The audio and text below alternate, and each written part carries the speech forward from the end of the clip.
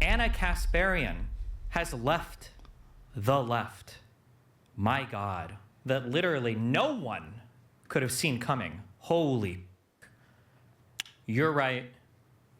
I've changed. After Trump came onto the political scene, and especially after he was elected in 2016, the us versus them mentality immediately took shape. Anyone who refused to resist Trump was seen as a threat to the country, and I was fully on board with that mindset. It all felt righteous at first, but eventually, the tactics deployed to fight Trump became repetitive, boring, and ultimately fruitless. Polling shows that he has increased his support among Black and Latino voters, despite wall-to-wall coverage of his unsavory, racist, or bigoted remarks. Donald Trump has doubled his support among Black voters. What is doubling? From what to what? From 12 points to 21 points. From one poll to the next poll. Several years of media raising alarm over Trump's threat to democracy has only resulted in a tight presidential race between himself and Kamala Harris. I can't help but acknowledge that the only thing that was accomplished by resisting Trump was less understanding and more division among Americans. I personally became reluctant to challenge my side or engage with voters who disagreed with me. In turn, I became less knowledgeable about the people and world around me. I saw Republican voters as an evil monolith, and that was a big mistake.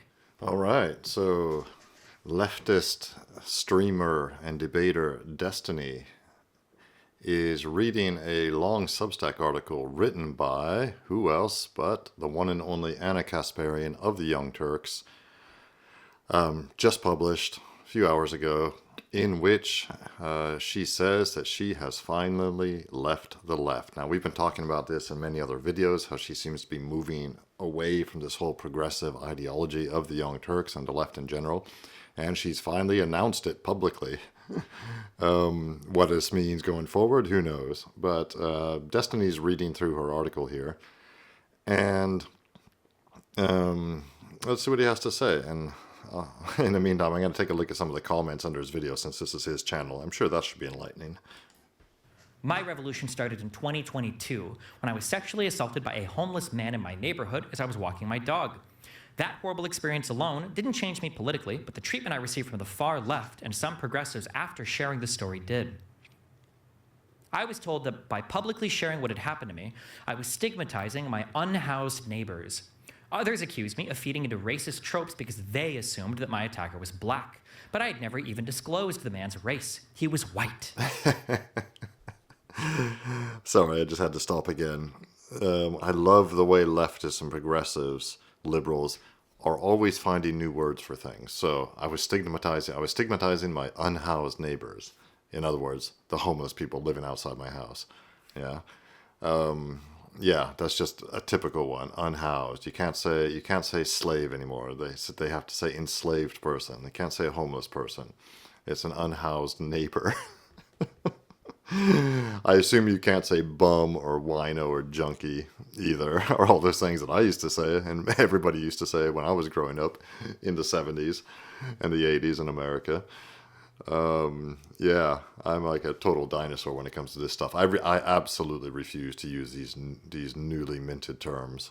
Absolutely refuse. I'm not don't play into that game.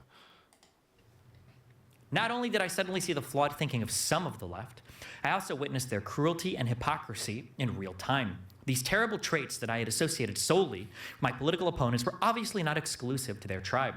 I was stupid for ever thinking that was the case. That doesn't mean everyone on the left thinks or behaves in the way this small group of lunatics do. Far from it, but it does mean that there are factions and flaws on both sides of the aisle, and no one has a monopoly on truth. Then there was the insane reaction to one of my tweets in March of 2023. I'm a woman. Please don't ever refer to me as a person with a uterus, birthing person, or person who menstruates. How do people not realize how degrading this is? You can support the transgender community without doing this shit. This is true. Man, that's just another unfortunate, it's just another thing. I don't know what to say. People do this. People get like mind rotted. Basically, you have a bad experience with a group of people and then you decide to become the exact opposite politically. I understand why people do it. It's just kind of sad, I guess. I don't know how you prevent a person like this from flipping because, yeah. She didn't actually say she flipped Destiny. She said she was pissed off with leftists, especially extreme, progressive, demented leftists. So far, he hasn't read a single thing which which says that she's now a right-winger. And he's just assuming this. He's projecting all that onto her. Yeah, she had a bad experience. She didn't say it. And she specifically said she didn't change her political views because of the bad experience. But she was opened, her eyes were opened because of the response from, supposedly, from people on her side, she thought. Now, I agree, she was stupid to ever think that all these things, but she didn't do what you just said, Destiny. It's dumb. You kind of predicted this before. I mean, it's not a hard prediction to make. It happens. If you harass the fuck out of somebody, eventually they're going to look elsewhere.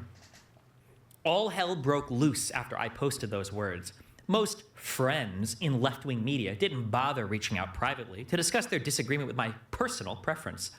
Instead, many self-described socialists took it upon themselves to profit from conflict by publicly attacking me with monetized videos.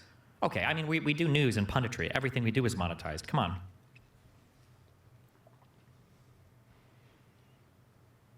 A smaller leftist YouTube show put out 5 separate videos skewering me about the tweet, while conveniently erasing the advocacy I had done on behalf of the transgender community throughout my career.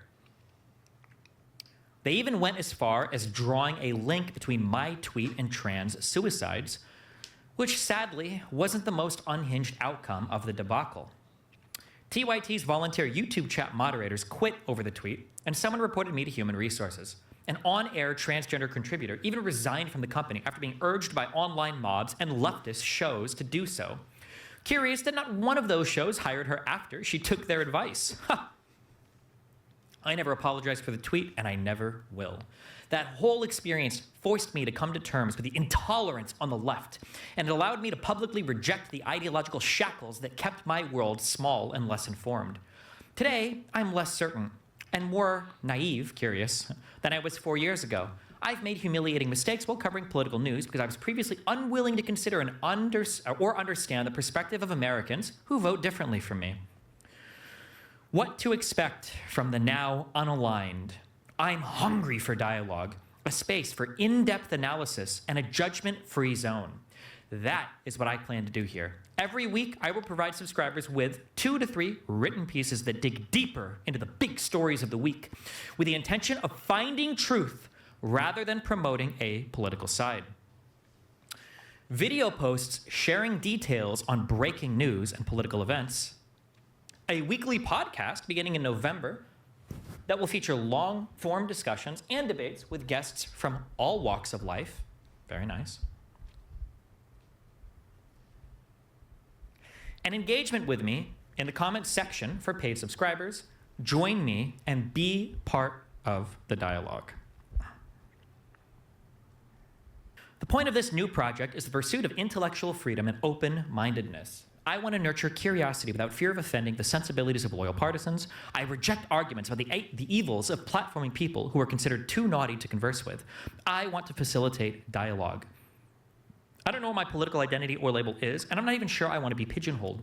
This is my effort in pursuing extreme honesty and humility in the quest for common ground and truth without the constraints of a tribal identity. Well, very interesting of Ana Kasparian to say all those things after she has spent years, many years on the Young Turks, castigating people on the right, conservatives, traditionalists, people like you and me, who, yes, have simply different views on things. She's going to have to, yes, we've been observing Anna's, rightward shift, if you like, her redemption arc over the past year or so. And this is a good start. I'm not gonna slight her for writing this, writing this article. It's brave of her to do so. It sounds like she's thinking of making a move and going solo. Maybe she's going to see what kind of response she gets to the Substack article, and who knows, maybe start her own channel on YouTube or something. Who knows? We'll see. It will be very interesting.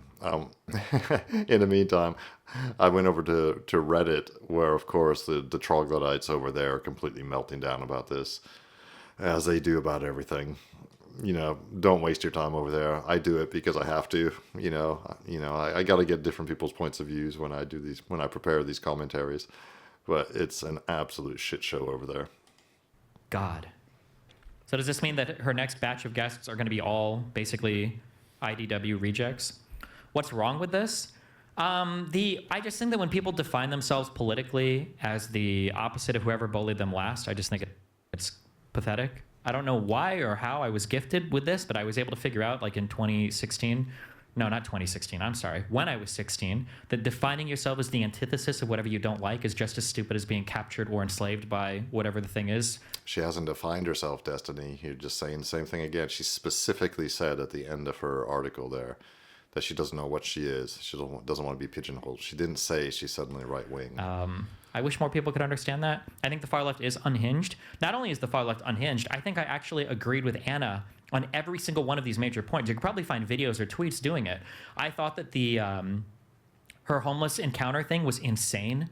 Vosh had crazy shit. Was this when he called her a bitch, or was that over the transgender thing? I thought the attacks she got over the transgender thing were insane. I agreed with her, but I mean, like, that doesn't mean I'm all of a sudden going to pretend that both sides are the exact same now. So this is interesting. Destiny just read this whole article by Ana Kasparian in a very condescending voice. And now he's all Mr. Reasonable. He says, well, actually, I pretty much agreed with everything she said. You know, the far left are extreme, or the extreme left are unhinged. What they did to her after this tweet of hers was unhinged. All these things, yeah, he gets it. But of course, it's just the way Destiny is. You just want to punch him. He's just one of those guys. He really brings out the hate in you. Yeah. Anyway, that's enough of that. But a very interesting development by Ana Kasparian of the Young Turks. I honestly think she's looking to go solo. That's what I think. She even mentioned recently on another video I did, that Megyn Kelly was really knocking it out of the park, hitting it out of the park on her own show on YouTube. So I think she has something like that in mind. We shall see. Anyway, if you like that, let me know what you think in the comments about Ana Kasparian's public, departure from the left and Destiny's snarky takes on it. Hit like and subscribe too. Really helps me continue growing the channel and making more content for you.